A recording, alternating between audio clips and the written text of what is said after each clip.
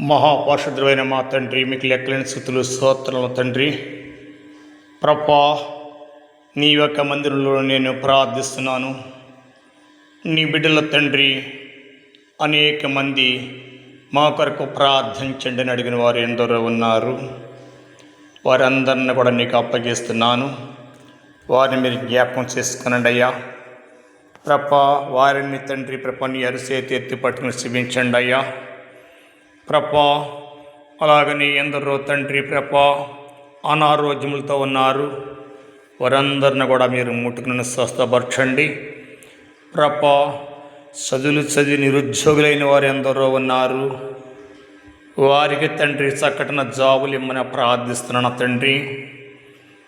ఆయన యుక్త వయసుకి వచ్చి ఎందరో తండ్రి విడిడిగా ఉన్నారు. వారికి ఎక్కడైతే మీరు సృష్టించారో మీరు బయలుపరచండి.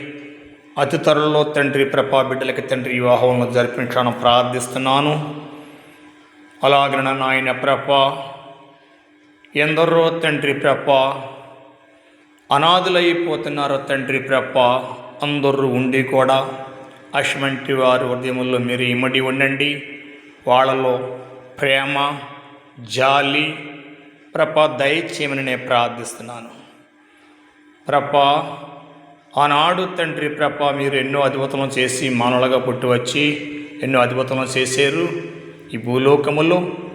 అలాగనే తండ్రి ఇప్పుడు మానవునికే అధికారం ఉన్నదని చెప్పారు కాబట్టిగా నేను ఈ భూ ప్రపంచమున్న ప్రతి బిడ్డల కొరకు కూడా నేను ప్రార్థిస్తున్నాను. ప్రతి బిడ్డలను కూడా మీరు జ్ఞాపకం చేసుకుని ఆపదలో ఉన్న బిడ్డలను ఆదుకోనండి. కష్టకాలంలో ఉన్న బిడ్డలను కాపాడండి. అనారోగ్యంతో ఉన్న బిడ్డలను మీరు ముట్టుకుని స్వస్థపరచండి. నిరుద్యోగులైన వారికి తండ్రి చక్కటిన జాబులు ఇవ్వండి. యుక్త వయసుకు వచ్చి విడిడిగా ఉంటున్న బిడ్డలు జంటలుగా ఏర్పాటు చేయండి అని నేను ప్రార్థిస్తున్నాను తండ్రి. నీ యొక్క మందిరములో నేనైతే మోకరించి ప్రార్థించడుగుతున్నాను తండ్రి. ఈ ప్రార్థన పరలోకంలో నీ పాదలందరూ చేర్చుకుని ఈ ప్రార్థనలో ఏకీవిస్తున్న ప్రతి బిడ్డ కోరికలు నెరవేర్చండి. ప్రతి బిడ్డ మనసులో ఆలోచన సమత్తును సఫలము జరిపించండి.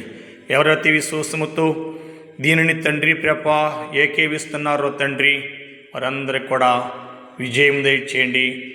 వారి యొక్క విశ్వాసాన్ని బట్టి వారి కోరికలు నెరవేర్చే ఆశ్రయం దీవించమని యేసు యొక్క పరిశుద్ధ పుణ్య పాదాలు పట్టుకుని బతిమాలు వేడుకుంటున్నాను పరమా తండ్రి. ఆమేన్.